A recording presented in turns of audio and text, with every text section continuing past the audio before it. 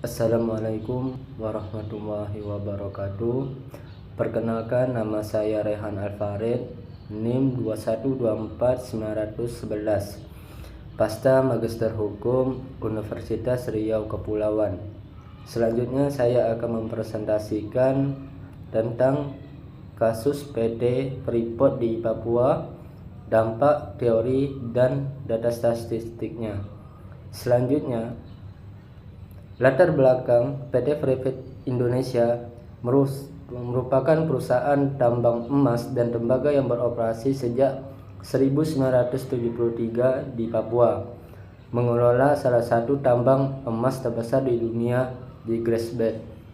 Kontroversinya adalah konflik pendapatan antara pemerintah pusat dan daerah penghasil tambang, kerusakan ekosistem akibat limbah tambang, dampak sosial terhadap masyarakat ada di sekitar tambang. Ekonominya, ketimpangan distribusi manfaat ekonomi antara pemerintah pusat dan daerah Papua, royalti dan dividen sering diperdebatkan.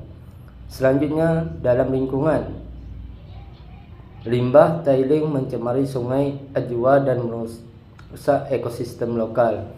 Lahan kritis akibat aktivitas penambangan besar-besaran. Selanjutnya, sosial.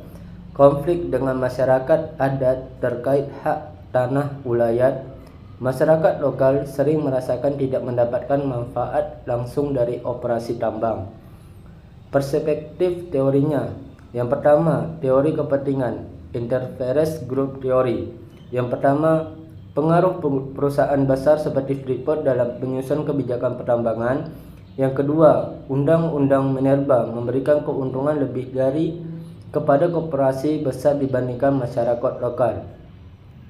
Yang kedua, teori keadilan, justice theory. Yang pertama, ketimpangan masyarakat antara pemerintah pusat, daerah, dan masyarakat adat.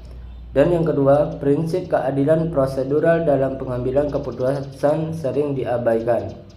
Dan selanjutnya, yang ketiga, teori pembangunan berkelanjutan, sustainable development theory. Yang pertama, kurangnya keseimbangan antara eksploitasi sumber daya, kelestarian lingkungan, dan kesejahteraan sosial. Yang kedua, dampak jangka panjang terhadap ekosistem Papua. Dalam data statistiknya, produksi tambang Freeport pada tahun 2021 1,37 juta ton konsentrat tembaga Freeport pada tahun 2022. Yang kedua, kontribusi ekonomi menyumbang sekitar 7% dari PDB nasional sektor tambang.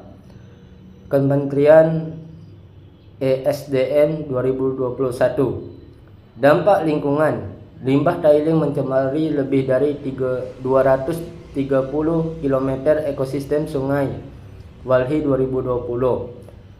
Dan selanjutnya, dampak sosial, masyarakat adat Amung, dan Komoro kehilangan lebih dari 100.000 hektar tanah ulayat akibat aktivitas tambang. Amnesty International 2021. Kesimpulannya, PT Freeport memberikan kontribusi besar pada ekonomi nasional, namun dampak negatif terhadap lingkungan dan sosial sangat signifikan.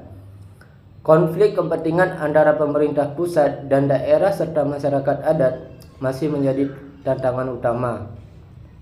Dan selanjutnya, rekomendasi meningkatkan transparansi dan keadilan dalam pembagian manfaat ekonomi.